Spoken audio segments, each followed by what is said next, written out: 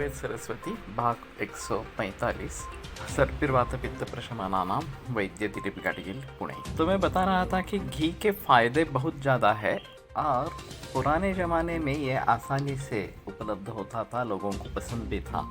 ये बीच में जो कोलेस्ट्रॉल का भूत हमारे ऊपर सवार हो गया और पूरे समाज की व्यवस्था उसने बदल डाली इस प्रकार से। अभी फिर से देसी गाय के बारे में बहस हो रही है, उसका प्रचार प्रसार बढ़ रहा है और देसी घी का भी इस प्रकार का प्रसार बढ़ रहा है।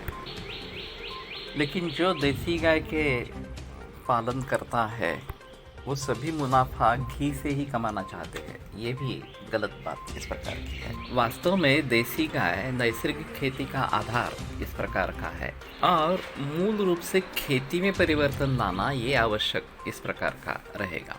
तो गोबर और गोमूत्र ये तो खेती के लिए फायदेमंद है ही, और अगर हम नैसर्गिक पद्धति से अनाज तैयार करेंगे तो सभी का स्वास्थ्य सुधरेगा, जमीन का, पानी का, पशु पक्षियों का, मनुष्यों का, सभी का स्वास्थ्य सुधरेगा। और यही सिलसिला पिछले 50-60 बरस से पिछले हजारों बरस तक चलता रहा था।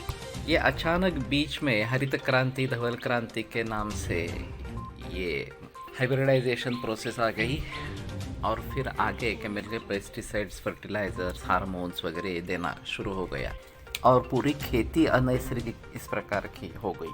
तो ऐसे हालात में मूल रूप से अगर सुधार हो जाता है और फिर से एक बार देसी गाय का घी और देसी गाय का दूध ये प्रचलन में आ जाता है तो बढ़िया इस प्रकार का रहेगा। और ख़ास करके बच्चों को तो यही देना ठीक रहेगा। बच्चे दूध पीते हैं और उनके लिए दूध फ़ायदेमंद भी है, उसमें कोई संदेह की बात नहीं है। तो उनकी क्वांटिटी ज़्यादा रहती है दूध पीने की। और अगर ये जर्सी गाय का दूध जो नैसर्गिक नहीं है इस प्रकार का देते रहेंगे या नैसर्गिक तरीके से उनको पाला नहीं जा रहा तो ये मुसीबत निर्माण कर देते हैं और उससे बने सभी मिल्क प्रोडक्ट जो है वो भी मुसीबत निर्माण करने वाले इस प्रकार। तो जितना जल्द समाज इसके बारे में जागरूक इस प्रकार का हो जाए और जैसे ये हरित क्रांति, धवल क्रांति हुई, इस प्रकार की अभी नैसर्गिक खेती क्रांति फिर से होनी जरूरी है।